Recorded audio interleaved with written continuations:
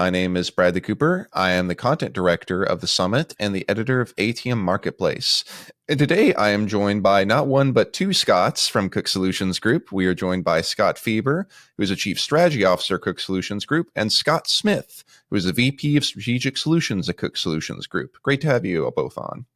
Thanks for having us. Excellent. Yeah. So today we really want to talk about ITM specifically and really how banks can develop an ITM deployment strategy that works, and also looking at the devices as a whole. What are they? What are some good techniques to be able to deploy them successfully? What are some good features to have?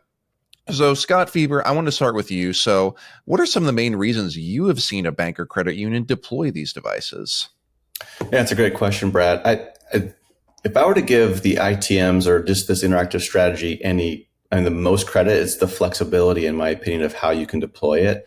I've been helping credit unions and banks across the country for probably 15 years now doing this. And it's interesting how you can see so many different ways to go about it. It's not like it just solves one problem. Like, hey, it's just for credit unions going in your drive-through, for example. We've seen it from how can I solve hours of operation? I've got staffing issues. I've got language barriers. I've got dual control issues. I've got risk of building a branch and hoping, with declining traffic that I'm not regretting that decision in a year or two, because you can move the ITM so easily, right? If I want to grow merchant accounts. So it's been interesting to see the different ways across the country, whether in your urban or rural areas, to where an ITM has been deployed. I would say across the board, though, usually it's more of a efficiency play of how can I be more efficient in delivering a teller transaction than having a teller sitting there behind teller row or in a drive-through window waiting for transactions to come to them. Centralizing the staffing model really allows some flexibility for these institutions to go about doing it. So it's been pretty fun to see that in general. Mm-hmm. Right. So what are some of the most interesting strategies you've seen with an ITM deployment?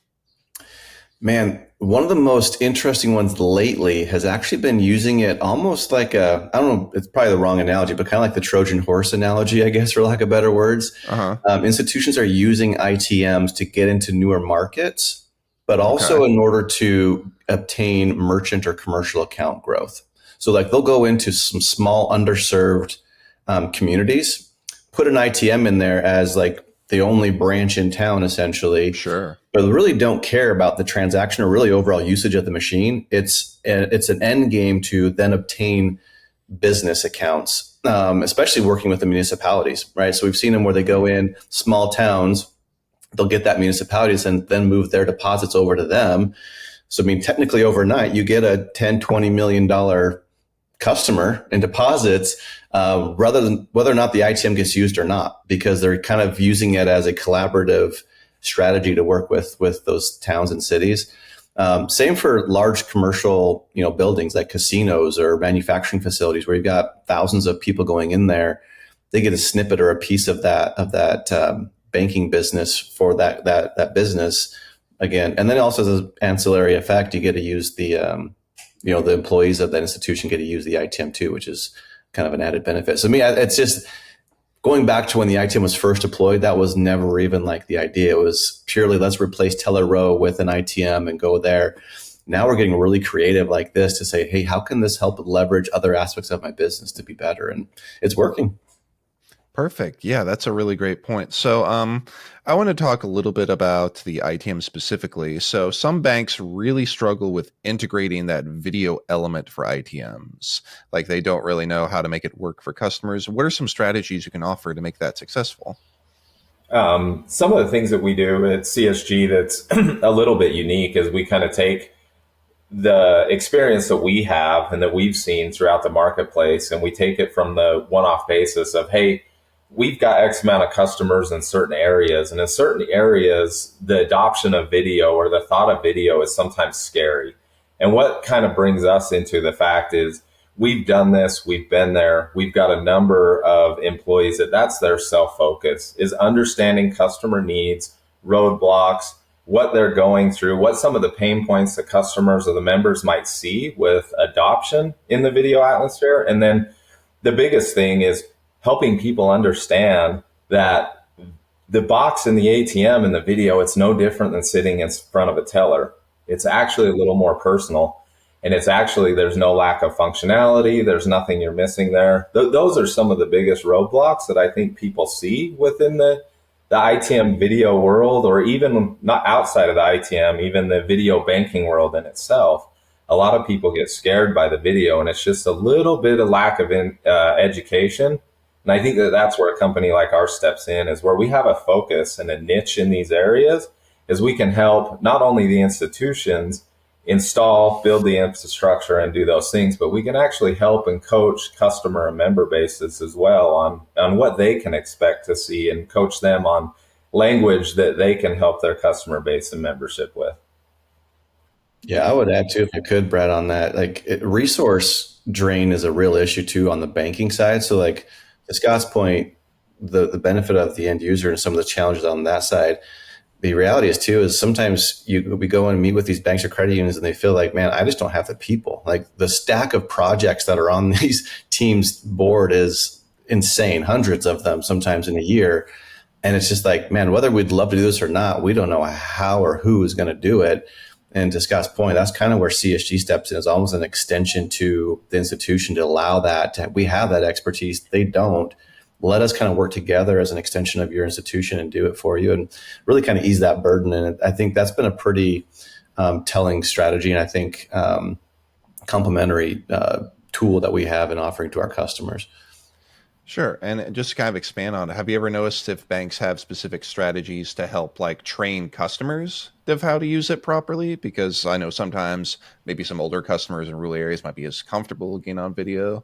Any thoughts on that one? Yeah, and actually, I think that's kind of one thing. If you get to know, I'll say CSG and companies like ours, we kind of do things just a little bit different. We like to say we do it with a twist. But we've seen all kinds of things. I've even helped credit unions that have installed in the winter, and they say, hey, how are we going to do this? And I had a CEO that got on as Santa Claus, and they advertised that on websites and said, hey, Awesome. Wish Merry Christmas. There's all kinds of fun things to help with those adoptions. And to that point, those are things that we can strategically align and help with people on getting that going. And it can be as simple as, hey, advertise out on your website that we're going to put $50 in the $5 cassettes. If you come use this ITM, you may get a 50 instead of a 5, just to get customer or member adoption. I was reading an article the other day. It's a really interesting fact.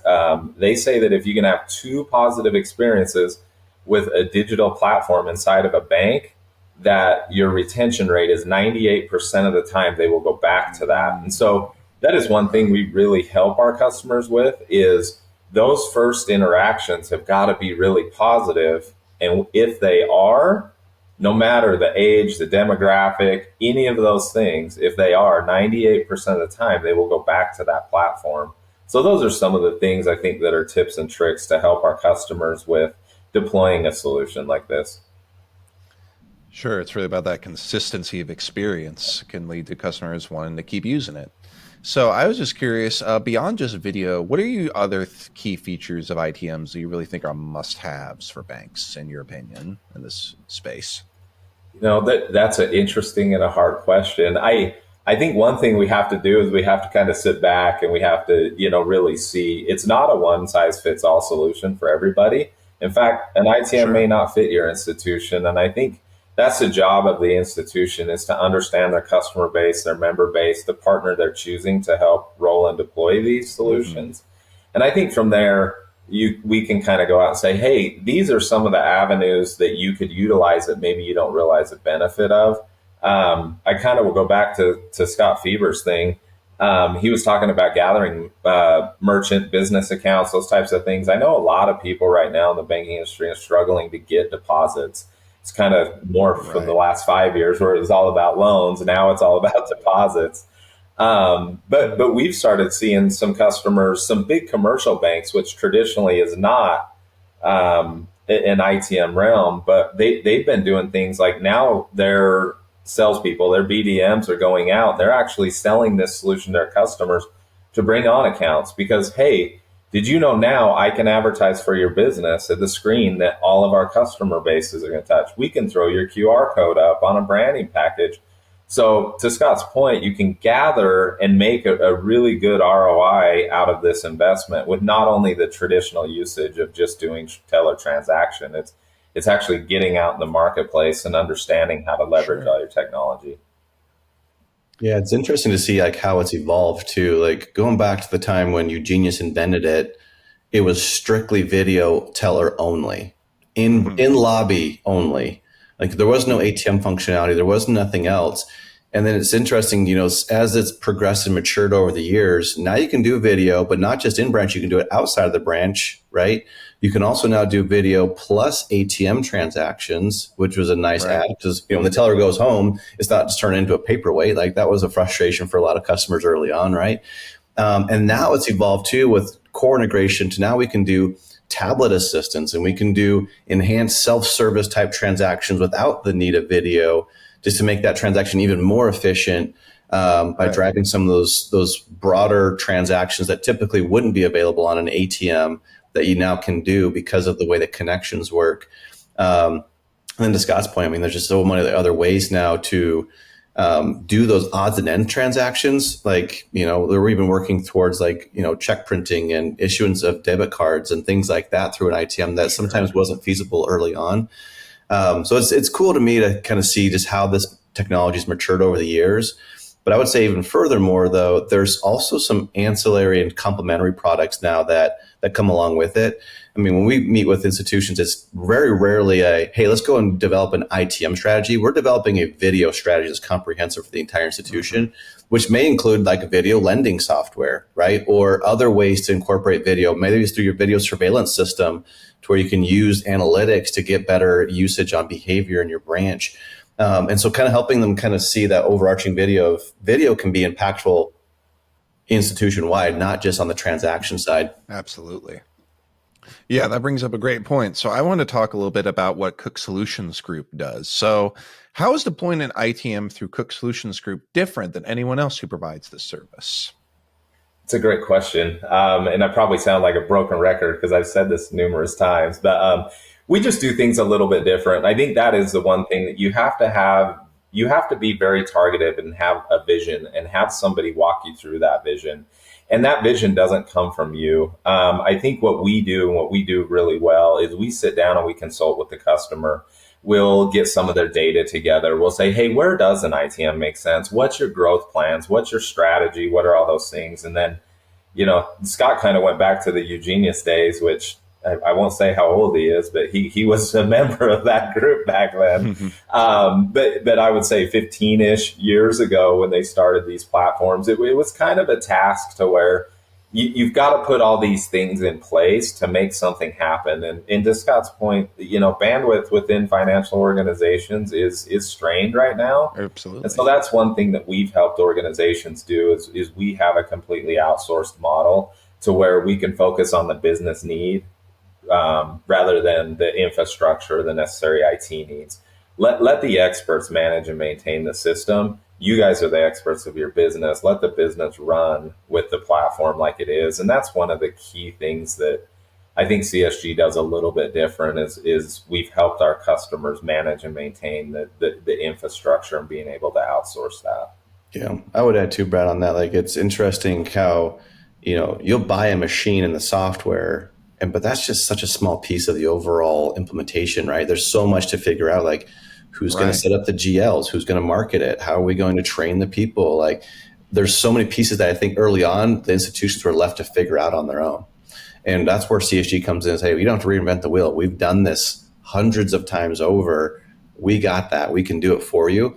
But even beyond that initial implementation, there's so much ongoing support, like Scott was mentioning, to keep the infrastructure updated. That's not within their wheelhouse. And it shouldn't be, right? They should focus on banking and focus Absolutely. on their customer, their member, not how to, update a server in the middle of the night kind of a thing. That's Yeah, what we do, no kidding. right? Like we train, we help keep your systems maintained and updated. We make the experience what they hope and paid for, right? So it's just a little unique. We've taken a lot of just smaller pieces as the years have gone on and refined that again to remove the burden on the customer, because again they should be focusing on other things, and so that's kind of where we step in. Excellent. So lastly, I want to ask, so beyond the ITMs themselves, what else does Cook Solutions Group do to help those financial institutions deploy a successful ITM program, looking more broadly? Yeah, like I said, it's kind of back to a broken record there. But I think the biggest thing that we can't stress more than anything is Cook Solutions Group. We have a dedicated group that we have that train, that set up. And the biggest thing is they have a lot of experience. To Scott's point, we've deployed hundreds of these, if not thousands, across the nation, even. And so we have a lot of experience. And so, really, our consultative power and what we do is, hey, we know what works and what doesn't work. And then we're also willing to try new things. We do consult with customers. And if they say, hey, I've got this one off idea, and we kind of get our heads together and we go, hey, that sounds like a great idea. Let us help you build this solution out. Let us work together as a team and help you provide this solution.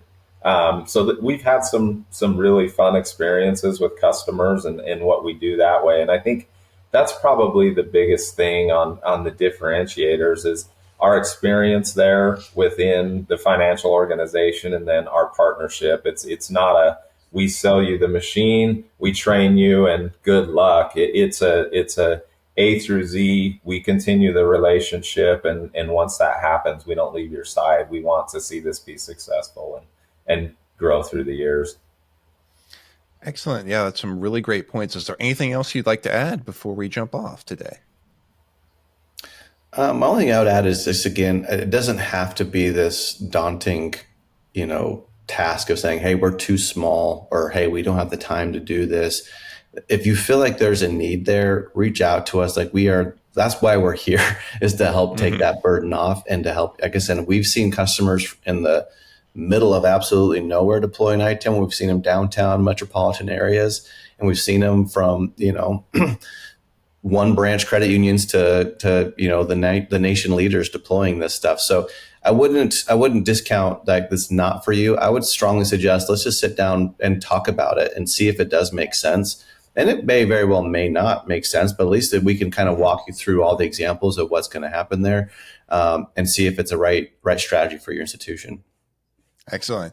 Well, thank you, Scott Smith and Scott Fieber, for joining us today. This was a really great conversation. Loved having you both. Thanks, Brad. Appreciate you having us. Appreciate it.